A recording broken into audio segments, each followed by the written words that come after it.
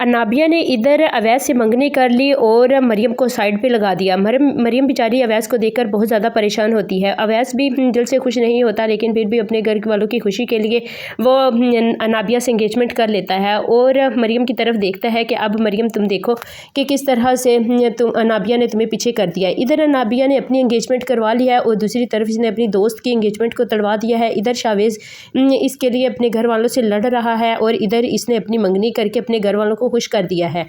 ये पता नहीं लड़की इन सब से क्या चाहती है। इधर शावेज़ अपनी माँ से कहेगा कि माँ, आप जैसा भी नाबिया को समझती थी, नाबिया बिल्कुल भी वैसी नहीं है, क्योंकि मैं उसे अच्छी तरह जानता हूँ, वो बहुत सॉफ्ट दिल की मालिक है।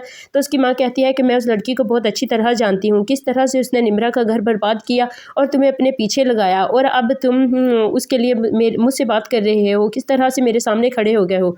तो शावेज़ कहेगा कि अम्मी, अगर मैं शादी करूँगा तो सिर्फ नाबिया से, मैं निम्रा से मोहब्बत नहीं करता था और ना ही मैं उससे शादी करूँगा। तो उसकी माँ कहती है कि मैं उस तेज़ तराज लड़की को बहुत अच्छी तरह जानती हूँ, क्योंकि वो घर बसाने वाली मुझे बिल्कुल भी नहीं लगती, और मैंने तुम्हें समझाया था कि तुम्हें सिर्फ निम्रा से ताल्लुक़ रखना है, और तुमने उसकी दोस्त के साथ ताल्लुक़ रख कर मुझे कितना ज़्यादा मायूस किया है। अब निम्रा की माँ उनके सामने मैं कितनी ज़्यादा रुसवा हुई हूँ, तुम्हें इस बात का अंदाज़ा नहीं है।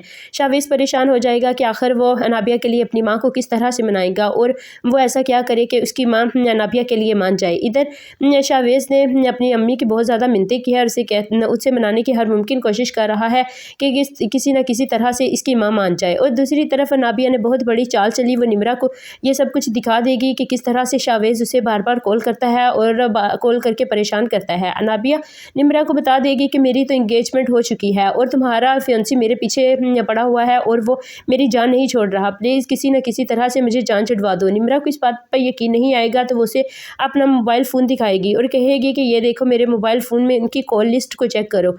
इस कॉल लिस्ट में शावेज़ के अलावा कोई भी और नंबर नहीं है। वो मुझे मुसलसल और बार बार कॉल कर रहा है, लेकिन मैं उसकी कॉल नहीं उठा रही, फिर भी वो मेरे पीछे पड़ा हुआ है। मेरी तो मंगनी मेरे कज़न से हो चुकी है, मेरी शावेज़ से जान छुड़वा दो। तुम अपनी आंखों से देखो ये कॉल और मैसेजेस, ये सब कुछ देखकर निम्रा बहुत ज़्यादा परेशान और हैरान हो जाती है, और वो शावेज़ से सवाल करेगी कि अगर तुम्हें मुझसे मोहब्बत नहीं थी तो ये बात आपको मुझे बतानी चाहिए थी, ना कि आपको जाकर अनाबिया को बतानी चाहिए थी।